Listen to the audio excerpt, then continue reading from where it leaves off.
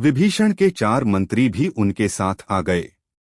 वे पांचों आकाश मार्ग से समुद्र लांघकर वहां आए जहां वानरों की विशाल सेना ठहरी हुई थी।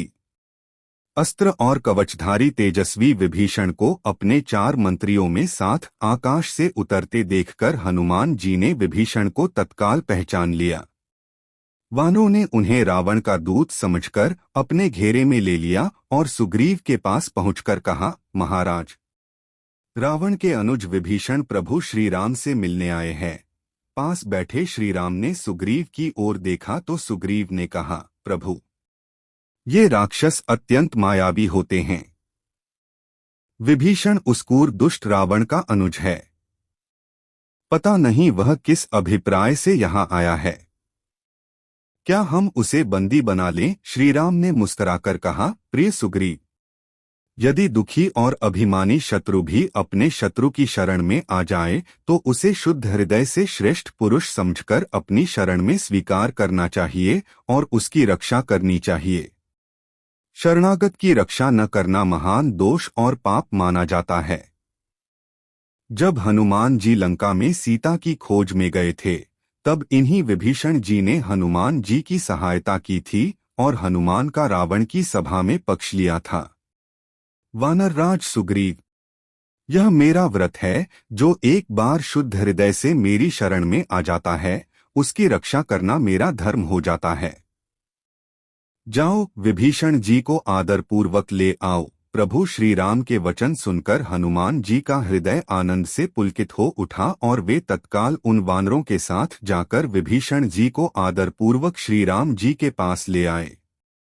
विभीषण ने श्रीराम के दर्शन किए तो वे आनंद विभोर हो उठे। उन्होंने नीचे झुककर प्रभु श्रीराम के चरण स्पर्श किए और कहा, प्रभु, मैं उस दुष्ट रावण का छोटा भाई हूं जिसने आपकी भार्या सीता का हरण किया है। मैं अत्यंत तामसिक वृत्ति वाला अधम राक्षस हूं।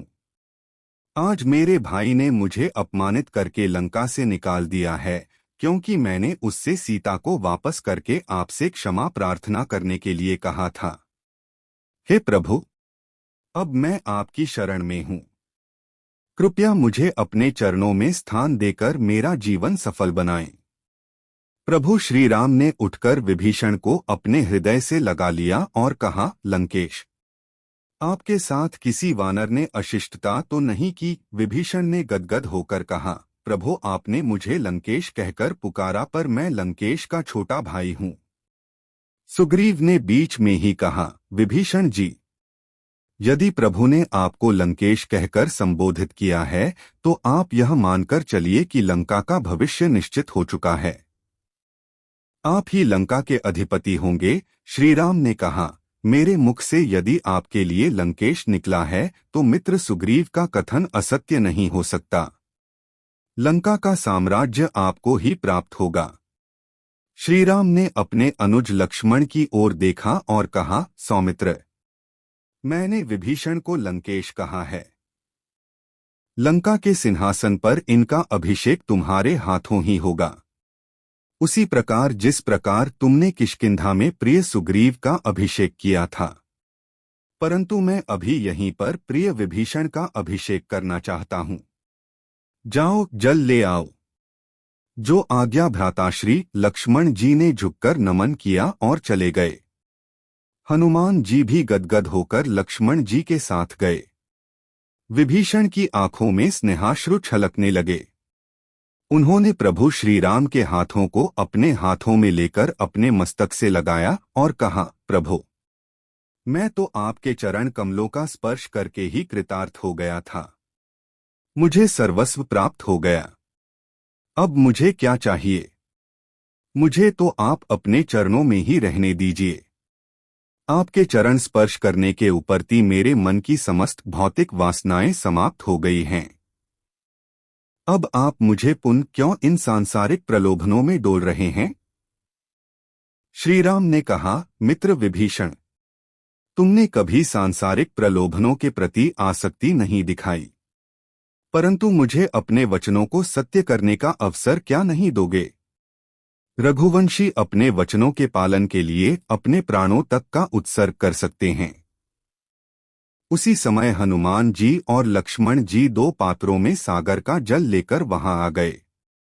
विभीषण जी के साथ अघा 5 चारों मंत्रियों को भी वहां बुला लिया गया और फिर श्री राम के आदेश से सभी प्रमुख वानरों और भालुओं तथा प्रमुख यूथपतियों के सम्मुख विभीषण का राज्याभिषेक कर दिया गया। सारी वानर जाति और भालुओं के साथ हनुमान जी ने उच्च स्वर में जय घोष किया, लंकेश्वर विभीषण की जय। उनके साथ ही सभी वानरों ने तुमुल जयध्वनि की, लंकेश्वर विभीषण की जय। उस समय हनुमान जी की प्रसन्नता देखते ही बनती थी। उन्होंने स्वर्य आगे बढ़कर विभीषण और उनके साथ आए अतिथि मंत्रियों का सादर सत्कार किया।